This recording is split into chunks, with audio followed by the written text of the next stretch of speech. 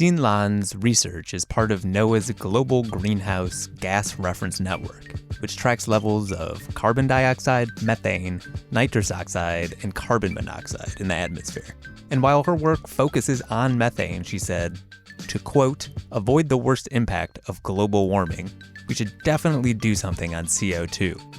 Doing things on methane are not going to help as much. I'm Dave Cantor, and this is The Best of Our Knowledge.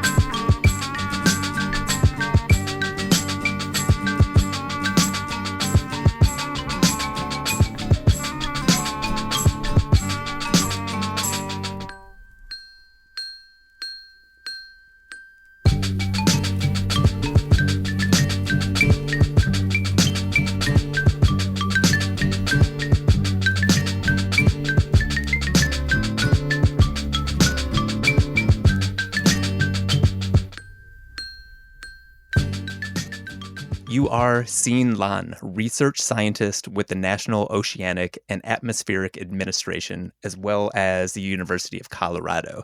So, for the uninitiated, can you explain what the Global Monitoring Laboratory is and how many stations there are across the world? So our team in the Global Monitoring Laboratory operate a globally distributed sampling network for greenhouse gases. And globally, we have about 53 sites. We have sites from the within the North Pole, and we have sites from Antarctica. And so from these measurements, we take about 30 out of them to calculate the global mean atmospheric greenhouse gas levels, for example, for methane, and we report that number every year. So how are samples collected, make that as simple as you can for a lay audience? So we prepare a glass flask. It's about 2.5 liter size, and we prefill the gas with a mixture of air inside, and then we send a box of full of this glass flask to our collaborator OSC, and they will use a sampling system to help us to take the samples and ship it back to us in Boulder, Colorado for analysis. So we're going to spend the next 20 minutes or so talking about methane. But can you differentiate between how methane and carbon dioxide are both affecting the planet? Sure. So methane is the second most important man-made greenhouse gases after carbon dioxide.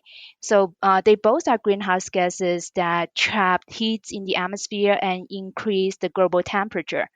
But atmospheric methane is different from atmospheric carbon dioxide because methane have relatively short lifetime of about 9 years, while the carbon dioxide stays in the atmosphere for thousands of years once it is emitted to the atmosphere. So that was actually part of my next question. So methane it stays in the atmosphere for approximately 9 years, whereas carbon dioxide, I guess that it said thousands of years. I've also seen I've seen someone say something to the effect of like the Model T Ford from 1911. There is still carbon dioxide in the atmosphere from those cars. So how do you even figure that out, I guess, and how do we deal with those chemicals, I guess, in the atmosphere if they are going to be there for so long? That's a very good question. I think there are many research have done before to try to understand the global carbon cycle of methane and CO2. And for CO2, and what you say is right. The emissions we make like less than 100 years ago is still part of it still in the atmosphere. That is because we know there is no efficient removal mechanism naturally exist, and there's no effective sink of atmospheric CO2. And So what we think that, the trees will absorb CO2, but it also respire CO2, right? So it's more of like a temporary storage, and that's also the case for ocean, and that's why CO2 stays in the atmosphere for such a long time. So the permanent removal of CO2 will be, you know, going all the way down to the ocean, and after millions of years, maybe it will become the rocks again. That's why it's so difficult to come up with an idea what to do with the CO2 in the atmosphere. And for methane, that's different because atmosphere methane have a removal mechanism is by reactions with some major things, primarily driven by what we call hydroxyl radicals. And also methane is consumed by some soil microbes. So there are some mechanisms to remove the atmosphere methane. That's why the atmosphere methane have a relatively shorter lifetime of 9 years. So, in a NOAA report, the organization asserts that atmospheric levels of carbon dioxide are now comparable to where they were during the mid Pliocene epoch around 4.3 million years ago. So, if we're talking about kind of the half life, I guess, I hope that is the right term, for these things in the atmosphere, why is a comparison to 4.3 million years ago a useful comparison to make? That is just I would say it's just an idea that, you know, throughout the human history, we haven't seen such a high level of CO2. I think that's the message from it. And, and, it's very clear from that the increase in the atmosphere level to such a, to our current level is because of human activity. So how are we even measuring historic levels of these things in the atmosphere, I guess? That's mainly through the measurements of the ice core that we taking my colleagues, they are taking it from, like, for example, from Greenland, from Antarctica, for example, and the air bubble trap in the ice cores, they can give us a very, very long history of the methane and the CO2 levels there. That same report says that atmospheric methane is 162% greater now than at pre-industrial levels. So I guess pre-industrial levels is a very broad idea, but I think it's probably they're dating it to like the 1600s or 1700s. So there isn't are the same methods being used to get those numbers, and I assume the increases over time have changed based on human activity. So the pre-industry levels of methane are pretty stable. I would say it's about 720 ppb. It's based on the ice core measurements I just mentioned earlier, and you're right. So that particular levels also as a reference when we talked about the global warming. So we typically comparing to pre-industrial temperature, etc. So what we measure right now is not from the ice core; it's directly from the atmosphere. We took a sample of the glass flask, and so we measure what's there, and then we these measurements are highly precise, and we take these measurements from more than 30 sites around the world to come up with a global average number. So this is a much better and much more precise estimate than the ice core. But the ice core measurements show us is that it's about 720 ppb level. But based on our measurement in last September 2021, the global average methane level have passed 1900 ppb. That's where the 162% is from. There's another paper that I believe you contributed to that concerns the long-term measurements for increases in methane emissions, and in that paper, it says that there's a major overestimation of oil and gas emissions from some previous studies. So, can you help me understand that in context with what we're talking about? I realize like those are not the same thing as methane, but we're talking about kind of emissions, I think, overall. You're right. Atmosphere methane is a result of the imbalance between emissions and sink. And so you're thinking about how much methane we put into the atmosphere and how much is removed through different processes. And so what you mentioned, I believe, is that we believe the current emission inventory, the national data, may be underestimated the size of the oil and gas methane emission, and that's we found it because through two lines of evidence. One is that in addition to methane, we also measure the carbon 13 to carbon 12 ratios in methane, and that give us extra constraints of methane contributing from different source sectors. And from that, we know that the oil and gas emission should have a bigger percentage than what we currently estimated based on the inventory or national data. And another line of evidence is that there are many oil and gas campaigns that the scientists have done in the past decades, especially from United States. And from a lot of these campaigns, we found that the national data, the inventory data are actually underestimating the oil and gas emissions for methane. So I guess what does that mean for research methods? If it's been, I guess, kind of inaccurate, is that a problem in figuring out how to research these things, or is this some other kind of like hole in understanding how stuff works on the planet? So there's a good possibility that when we combine this national data from the inventory or from the energy use, there are some parts that are missing, and so the atmosphere show the overall the end products, right?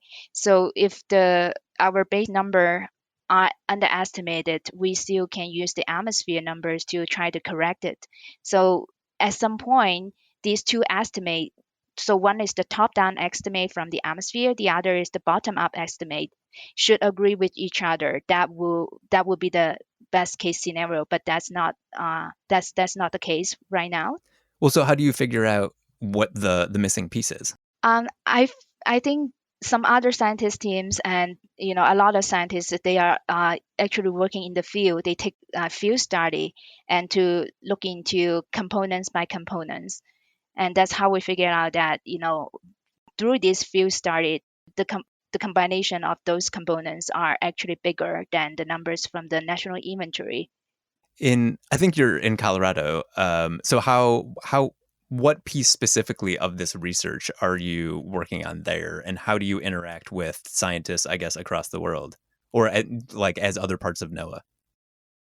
So our team and our collaborators, we did participate in some of these oil and gas campaign. That's what we call field measurements, to try to target some oil and gas facility one by one, and calculate the emissions and compare it to the national numbers. So there are that some work has been done, and but for now the most fundamental work we have here is to monitor the global average level and how that changes year by year, and try to seeing try to see the whole carbon cycle in a bigger picture instead of just focusing on one emission.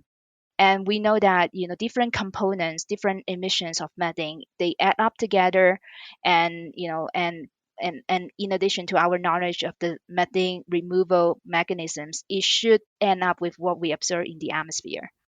Why is this specifically in Colorado, like this piece of the NOAA puzzle? It's not specifically in Colorado. So just our lab is located in Colorado, and our analysis, the instruments that analyze these air samples located in Colorado, but our collaborator everywhere in the world. Can you explain what the annual greenhouse gas index is?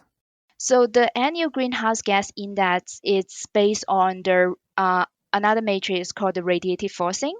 Radiative forcing is a metric to estimate how the perturbation of greenhouse gases change the global energy budget. And so more greenhouse gases in the atmosphere give us much larger radiative forcing, much bigger global energy budget. So that is that metric. So all radiative forcing for greenhouse gases are referenced to the pre-industry time. And so the aggregate is for a given year, for example, 2021, that particularly radiative forcing relative to pre-industry time, comparing to 1990, where the Kyoto Protocol is starting to enact. The percentage of that, for example, this year we report a 49% increase in 2021 radiative forcing. That's relative to the 1990 value. So 1990 is 1, and since we're 49% above that, that's why it's 1.49. I gotcha. So what does hitting 1.49 mean, I guess? Contextualize that for, I guess, the health of the planet or the health of the atmosphere, I guess. So in a absolute term, maybe we are a bit more concerned about how much the overall radiative forcing increase is from the greenhouse gases. That is about I believe it's about 3.3. So that's in watt per square meter. And so out of that, about 66% increase are from CO2, and about 16% increase are from methane. And I think that's what we need to know is that relative contributions of different greenhouse gases to the total change in the radiative forcing. And this number of 3.3 watt per square meter, it will reflect in the increasing temperatures that we are experiencing. Hey, just wanted to cut in here for a second and say that if you've got any questions, comments, or even ideas for future interviews, feel free to email me at knowledge@wamc.org or send us a message on Twitter.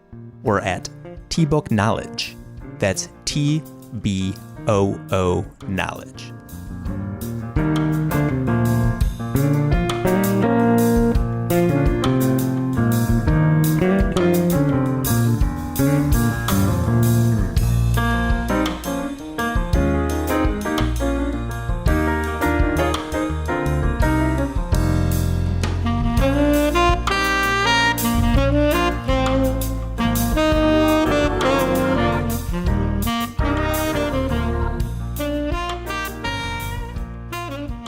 So I believe NOAA asserts that wetlands, agriculture, and landfills are partially the cause of increased methane levels. So I assume, again, I understand you are looking at this internationally, but are there geographic regions where these specific things are kind of more prevalent or less prevalent? So that conclusion is based on our measurement of methane and also the carbon 13 to the carbon 12 ratio of methane. And so we figured that the microbial emission increases have to be a dominant driver. That's because when we see the renewal methane increase started in around 2007, the atmosphere level of this ratio of carbon 13 to carbon 12 started to decrease. So it started a decreasing trend, and it's very significant because this ratio has been increasing for 200 years before it took the turn to decrease.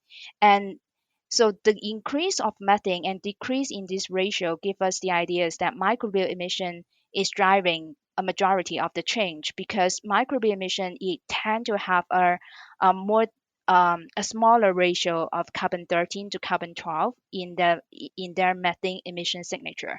With the help of an atmospheric transport model, we found that about 85% of the post 2006 increases are from microbial emission increases, while the fossil fuel emission increases contributes to the rest, the 15%.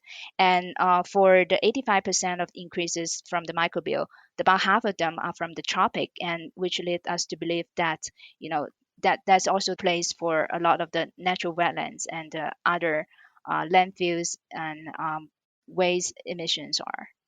So why in the tropics, I guess, and why 2006 or 2007 is this happening? Like, why is that the year?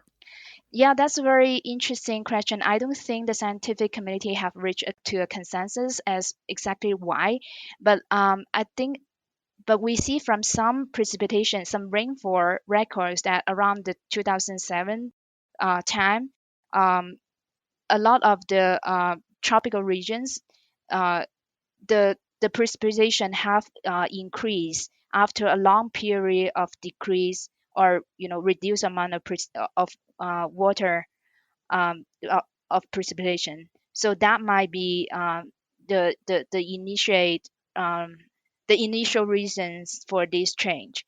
But over the last 15 years, the change, the increase of methane continues. So that gives us some ideas that other emissions may also increasing instead of just wetland emissions.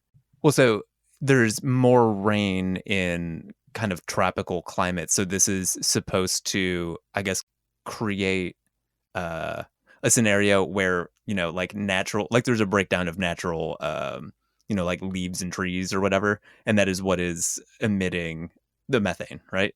So that's from the wetland emission. Wetland emission is driven by a microbial core methanogen. It's most active in an environment that deprive of oxygen, and that's why we need the land to be saturated with water or is flooded with water to produce such a methane emissions from there. So what are the solutions, I guess? Because I do not think that, farms will disappear. And I guess I don't know, landfills, I'm sure, function differently in different parts of the world. I imagine or hope that the US deals with them in a more thoughtful way, a safer way than other places. But can you talk about kind of how I assume there's not an international consensus about how to deal with landfills. So can you talk about how that is contributing to the methane increase? So we don't know, however, like how big the landfill emission increases are contributing to the recent increases, because it's still a challenge for us to separate the contribution of natural wetland versus man-made microbial emissions, which include landfills, waste, livestock, and rice paddies, etc. Um, but if we want to do something to reduce the atmospheric methane level, we should definitely start to reduce the human emissions of methane. That includes, fossil fuel emissions, landfill emissions, waste, livestock emissions, and rice paddy, etc. So for landfill particularly, there there are some techniques to capture the methane from the landfill and use it as a fuel, because that's natural gas. We can use it as fuel.